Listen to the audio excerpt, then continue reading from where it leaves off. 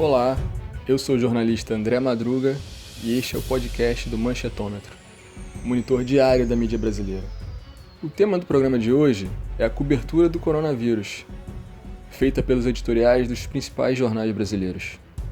E para a conversa de hoje, eu recebo os pesquisadores do Manchetômetro, responsáveis pela análise de cada jornal: Lidiane Vieira, pela Folha de São Paulo, Juliana Galhardi, pelo Globo, e Eduardo Barbabella, pelo Estadão. Olá pessoal, sejam bem-vindos. Olá, André. Olá, André. Olá, pessoal. Tudo bom? Um prazer estar de volta. Olá, André, Dudu, Lid. É um prazer ter vocês aqui de novo. Eu vou começar com você, Lidiane. Explica pra gente por que a escolha dos editoriais e o período analisado. Por que começar no dia 26 de fevereiro? Bom, aqui no Manchetômetro, a gente já faz algum tempo usa os boletins, produz alguns boletins de temas variados. Essa é uma maneira que a gente encontrou de agrupar algumas informações e conseguir sintetizar também alguns dados que a gente tem, que são tão de longo prazo, já que a gente acompanha a mídia diariamente. Dessa vez, a gente decidiu fazer, então, um boletim sobre a cobertura do coronavírus. Para fazer isso, a gente criou alguns limites temporais, para que ficasse viável essa análise. Bom, primeiro a gente fez a cobertura final até dia 31 de março, e a ideia é que a gente faça essa cobertura novamente mensalmente, então vocês vão ter um boletim que cobre mensalmente os 3 principais jornais. Mas o início dessa cobertura a gente escolheu dia 26 de fevereiro, porque foi o primeiro caso noticiado aqui no Brasil. Então, nosso recorte temporal é esse, 26 de fevereiro até 31 de março. No boletim, quando vocês abrirem lá no site, nós temos os gráficos, e os gráficos são do ano inteiro, desde janeiro, para vocês conseguirem ter uma comparação temporal maior, mas as nossas análises partem do dia 26 de fevereiro. Acho importante a gente destacar também que a nossa análise sobre a qual a gente vai conversar aqui hoje, que a gente estruturou o boletim em torno dela, é uma análise específica dos editoriais, desses jornais. A gente resolveu abordar os textos de opinião porque esse material é um material no qual o jornal destaca da forma mais direta possível as suas escolhas, o sentido dos seus enquadramentos. É então um espaço muito privilegiado para a gente analisar as relações entre a imprensa e a política. Então, faz muito sentido para a gente partir desse material para entender como que está sendo guiada essa cobertura e essa abordagem à crise do coronavírus no Brasil. É bom informar que esse boletim, assim como os anteriores, vai estar disponível no site em breve. E eu queria saber o que vocês encontraram no início da cobertura, a partir do dia 26 de fevereiro. Eu sei que essa cobertura teve algumas fases, Como foi o início da cobertura? A gente encontrou no início uma cobertura uma cobertura editorial que começou um pouco mais tímida, focada em questões econômicas, mas pelo menos, acho que isso aconteceu nos 3 jornais que nós vimos. Depois, a partir de uma certa data ali, chegando em meados do mês, começou a ser diária. Praticamente todos os editoriais passaram a ser sobre a crise do coronavírus. A gente tinha uma expectativa de que os jornais permanecessem por algum tempo alimentando a mesma narrativa que eles tinham ano passado, especialmente por conta das reformas, de valorização das reformas, da questão do ajuste fiscal. Então, a nossa ideia também era olhar de que maneira essa narrativa se remoldou ao longo do tempo. Então, a gente observou essa transformação, Dudu? A gente estava conversando sobre isso, de como que, primeiro, a gente tem uma valorização econômica e isso muda ao longo do tempo um pouco. Pois é, Lid. O que a gente percebe na nossa cobertura, nesses 3 meses que nós analisamos, é que no início do ano nós percebemos que os jornais eles tinham uma clara preocupação em defender as reformas do Estado brasileiro. Então, não só a reforma da Previdência, que já tinha sido aprovada, mas reforma administrativa, todas as reformas que pudessem reduzir o nosso Estado e principalmente reduzir os custos desse Estado. Então, eles estavam muito em consonância com a agenda que a equipe econômica propõe ao Congresso, e o Congresso também trabalha junto dessa equipe econômica. O ministro da Economia, Paulo Guedes, chegou a afirmar no início que a crise seria uma oportunidade para enfiar as reformas goela abaixo. Lembra disso? Pois é, o início da crise do coronavírus no Brasil, ela é permeada de contradições, né? Porque no início vamos voltar um pouquinho no tempo, né, nisso. Quando a Covid-19 começa a se espalhar começa a se espalhar na China, o que nós temos? Nós temos no Brasil aquele primeiro movimento de retirar os brasileiros de Wuhan. Mas não se discute, por exemplo, melhorar a saúde pública, qualificar a saúde pública, se preparar para uma possível chegada do coronavírus. A gente não vê esse debate acontecendo. Inclusive, acho que demorou muito para esse debate começar, né? Totalmente, né, Ju? O que a gente começa a ver no início do coronavírus, na transição do coronavírus da China para a Itália, né, quando ele começa a chegar na Europa? No Brasil, começa a se questionar os efeitos econômicos do coronavírus, né, da Covid-19, na recuperação econômica do Brasil.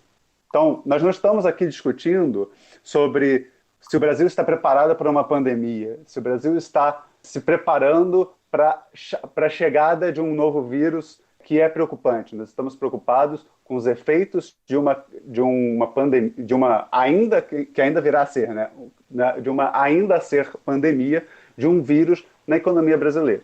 Então, nós estamos apenas discutindo efeitos econômicos. Então, aqui a gente está falando sobre taxa de juros, sobre a importância de você tentar evitar a fuga de capitais. Nós estamos falando apenas disso. Foi disso que os jornais trataram no início.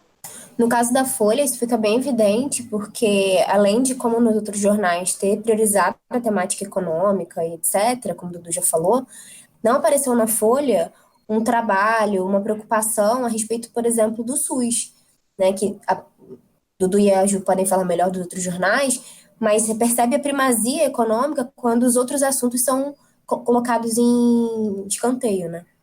Isso, Lídia, inclusive sobre o que você está falando, no caso do Globo, o SUS ele aparece inicialmente debaixo das mesmas críticas de sempre, né? O SUS aparece no início para ser criticado pela má gerência, pelo excesso de burocracia, para reforçar a necessidade de que o Sistema Único de Saúde seja reformado, que se preste atenção nos gastos dele. Então, inicialmente, o SUS aparece sendo abordado com aquela mesma abordagem, né, antiga que a gente costuma ver na grande imprensa. E isso só muda, né, com o tempo, né, Dudu? Você deve ter sentido algo parecido também.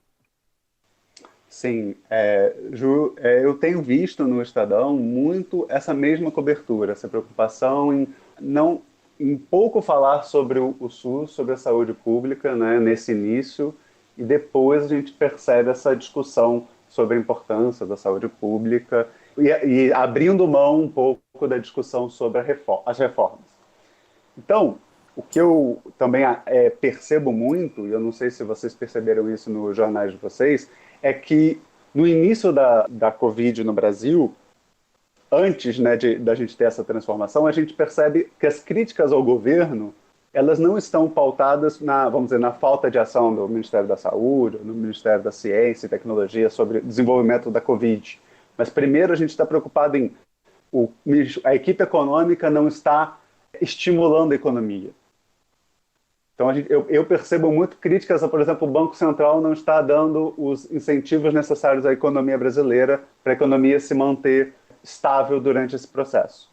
Não, eu senti também essa crítica, acho que no Globo, 2 de março e 11 de março, são críticas pesadas ao SUS. O primeiro editorial que eu vi, que foi realmente elogioso ao SUS, é dia 30 de março, assim, não que o que era elogiado, o que vinha sendo elogiado antes era, de fato, a postura do Ministério da Saúde, né, e com destaque para o Mandetta, para o ministro da Saúde, né, de então, elogios sobre como ele vinha fazendo um trabalho, né, competente, com informações transparentes. Uhum. Então, assim, o SUS ele é criticado durante a maior parte do tempo, mas no dia 30 de março tem um editorial muito evidente de mudança, que é um editorial defendendo o Sistema Único de Saúde, dizendo que, inclusive, ele estava tendo uma atuação assim, inesperada e muito melhor do que se poderia esperar num contexto tão inédito quanto esse. Será que essa defesa do SUS não pode se confundir com uma defesa do Mandetta? Mandetta, que é um cara ligado aos planos de saúde, ao governador de Goiás, Ronaldo Caiado, e que, enquanto deputado, votou a favor da emenda do teto dos gastos, né? Que acabou tirando dinheiro do SUS. André, eu acho que é um pouco diferente. Eu não acho que é uma defesa do Mandetta, mas é uma defesa é uma defesa da saúde, não apenas da saúde pública, mas da importância das instituições nesse momento.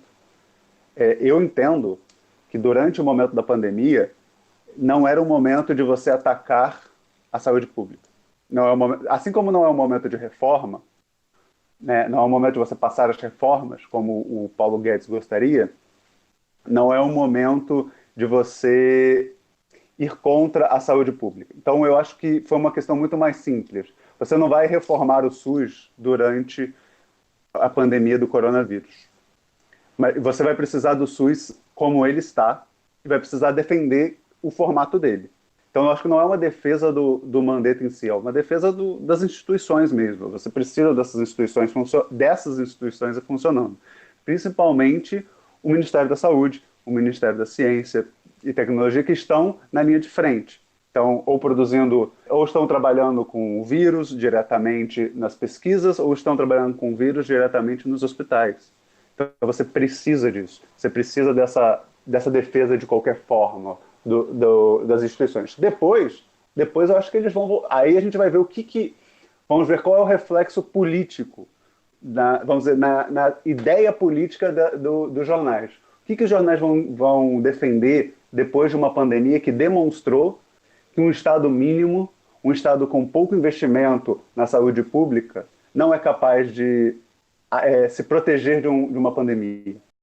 Inicialmente, eu concordo com o Dudu, não se falava da crise de saúde e coronavírus no Brasil, falava-se do que a alteração que isso ia causar, né, na economia mundial ia refletir no Brasil. E é claro que durante o mês, há outras, né, discussões dentro desse campo. Só que depois desse enquadramento econômico, ele vai perdendo força. Tanto que, por exemplo, no caso do Globo, e aí depois o Dudu e a Lid podem falar como que isso aconteceu no Estadão e na Folha, o Paulo Guedes pouco apareceu. Ele apareceu muito pouco. Ele foi um personagem que realmente não foi muito falado. Em algum momento ele aparece para ser criticado, sim, porque em determinado momento o jornal fala sobre como que estava sendo, né, pequeno e ineficaz o pacote de socorro econômico que o governo vem apresentando até então. Então ele aparece ali para receber essa crítica, mas ele não outros personagens passam a se destacar, né?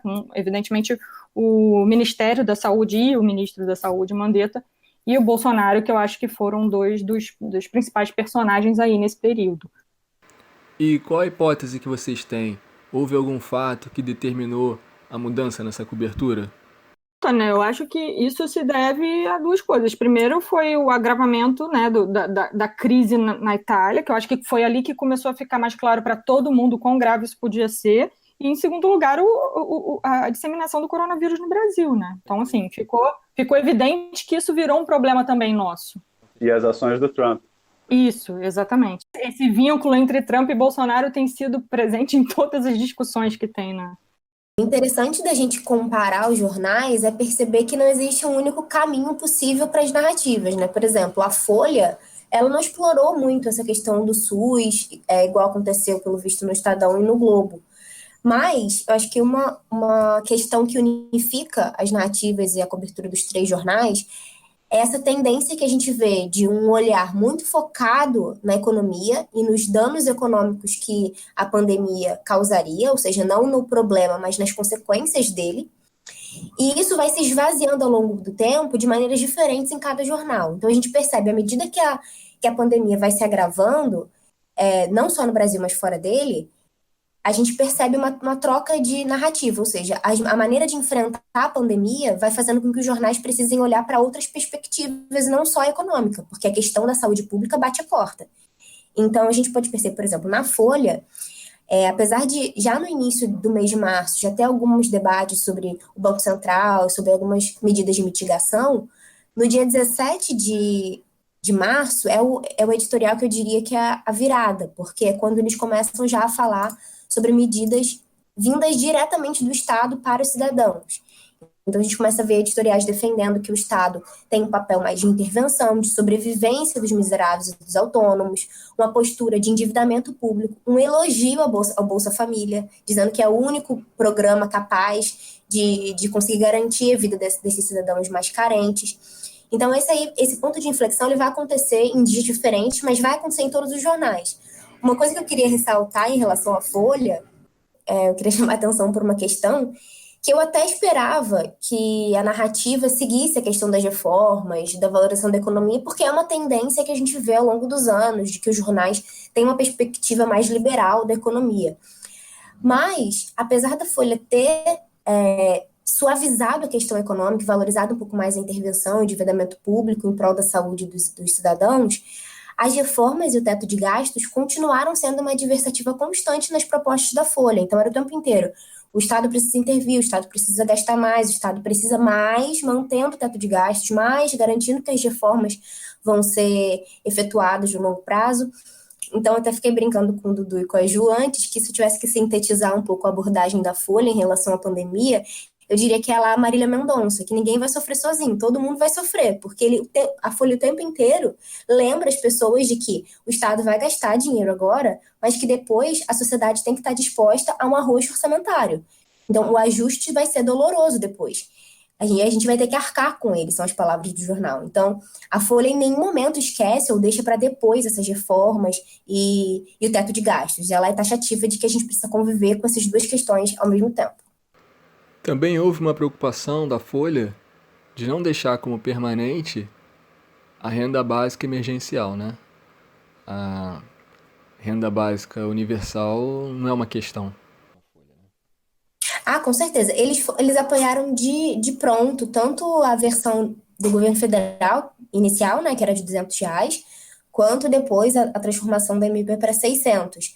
Mas a narrativa de gasto público e de endividamento do Estado sempre são apoiadas porque eles sabem e eles defendem que seja algo pontual e emergencial. Então, por isso que a palavra emergencial é tão citada, porque não é uma política de Estado, é uma política por conta da pandemia.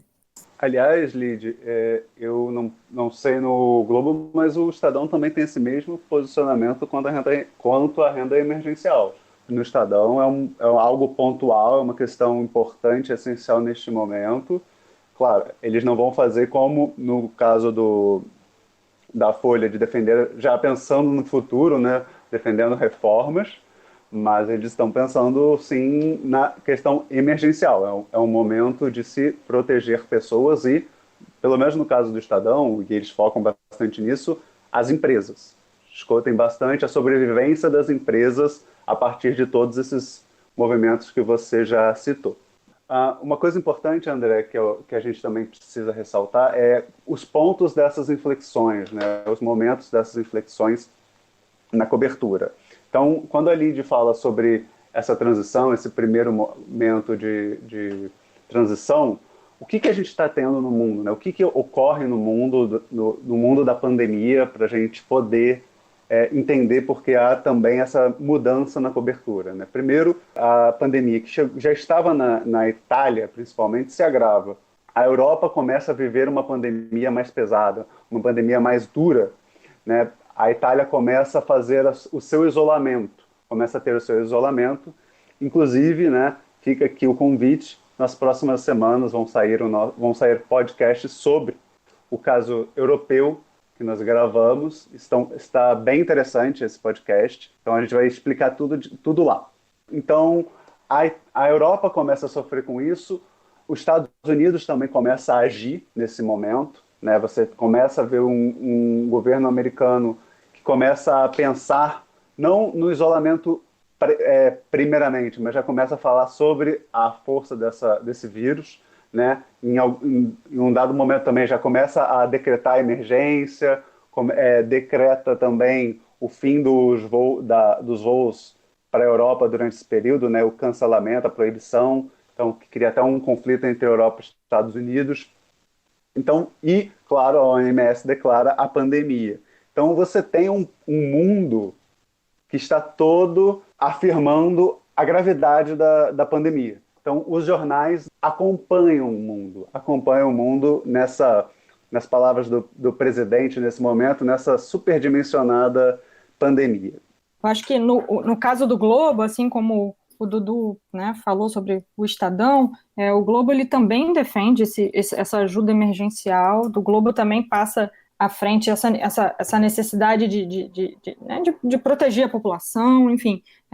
No dia 27 de março, eu me lembro que tem um editorial que justamente se dedica a criticar o atraso, né, em relação a outros países, o atraso no Brasil em agir com esses pacotes econômicos para ajudar a conter os efeitos econômicos, né, do corona. Então, o jornal destaca a importância de dar suporte, né, à população, de dar suporte aos trabalhadores e de dar suporte, claro, às empresas também para evitar demissões. Então, isso também é presente no Globo. Queria trazer um tema que eu percebi na cobertura do Estadão, que também vai dar, eu acho que vai dar o pontapé para a gente discutir uma outra questão, que é o fato do Estadão defender a mídia corporativa, né? O Estadão defende a importância da mídia profissional durante esse momento de desinformação e pânico.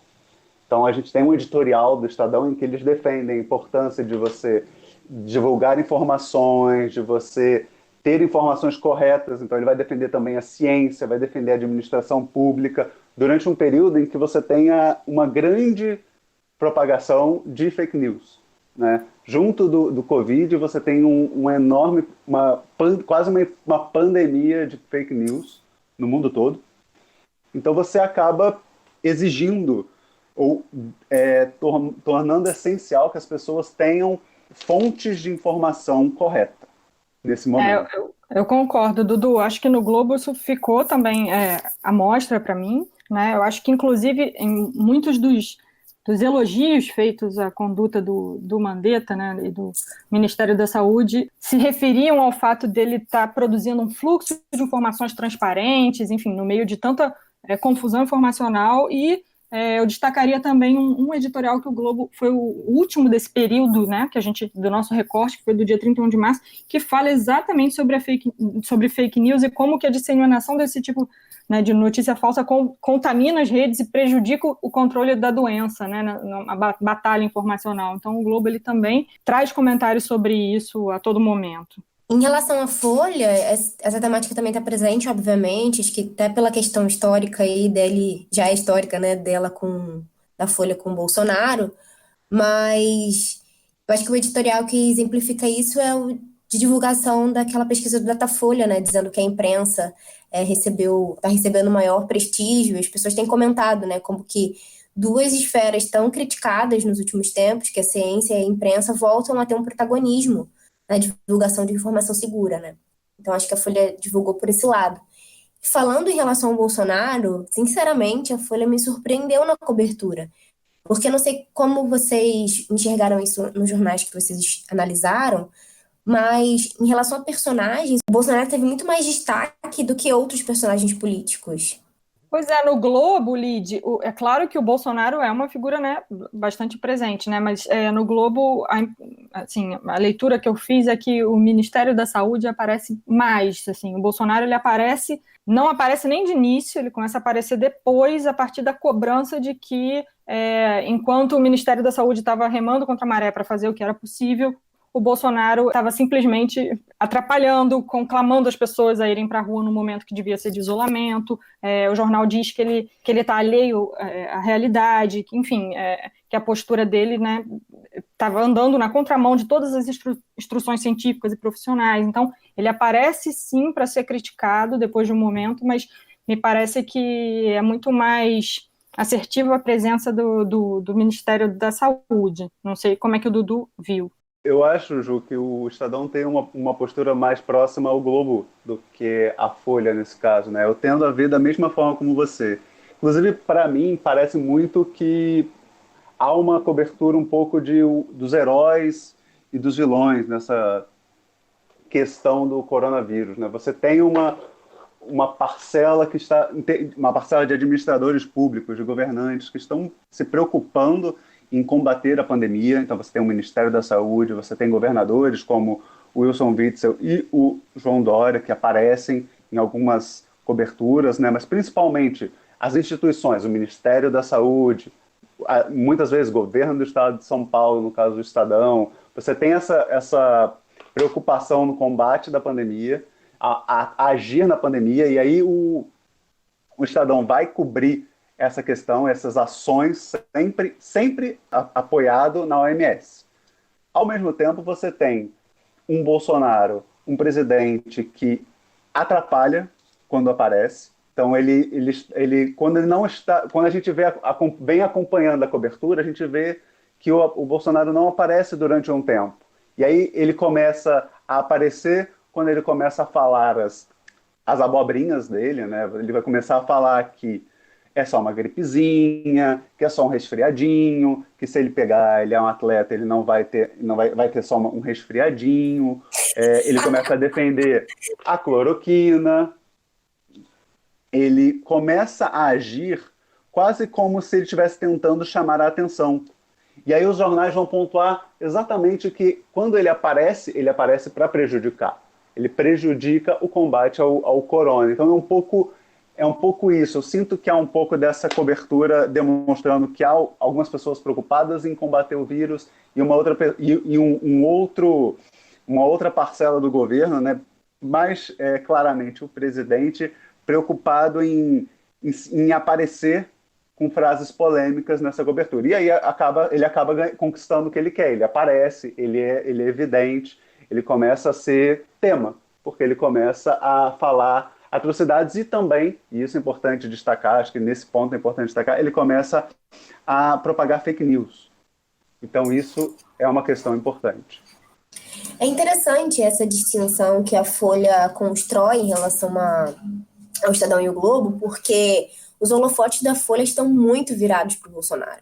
Para vocês terem uma noção assim, mais numérica, de quantidade, dos 36 editoriais que se dedicaram a esse tema no recorte temporal que a gente estudou, que a gente analisou, 21 citam o Bolsonaro, obviamente, de forma negativa.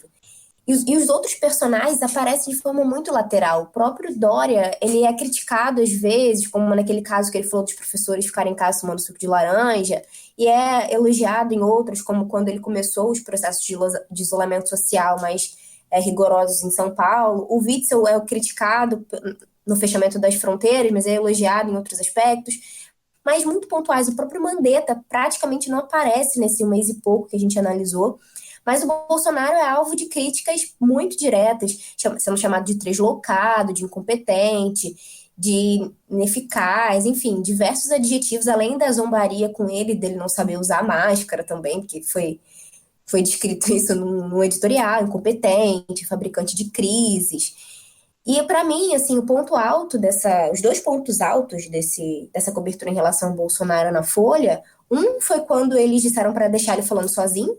É melhor deixar o Bolsonaro falando sozinho e quem tem competência para seguir que tome conta da crise. E o segundo foi o que ficou famoso por conta do apelo midiático do título, que é presidente retire-se, né? Que a gente esperava a Folha como tacando fogo no parquinho, mas não, era só para dizer que quem devia assumir a gestão da crise era a equipe técnica de saúde e de economia.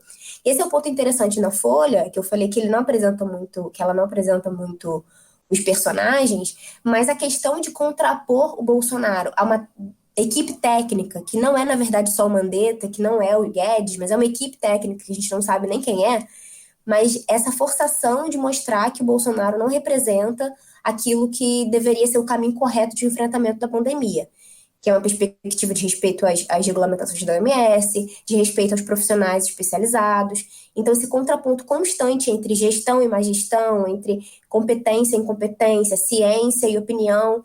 Então, o Bolsonaro é sempre posto como o oposto daquilo que é desejável.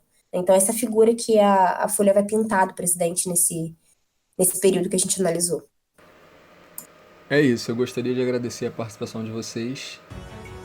Lembrando que o boletim vai estar disponível no site manchetômetro.com.br, com todos os gráficos e tudo mais. E pedir para você compartilhar esse programa, se você gostou, e seguir a gente nas redes sociais. É só buscar por Manchetômetro, a gente está em todas as redes. E você também que puder contribuir para nosso financiamento coletivo, o link é benfeitoria.com/manchetômetro. Todo apoio é muito importante. Até o próximo episódio.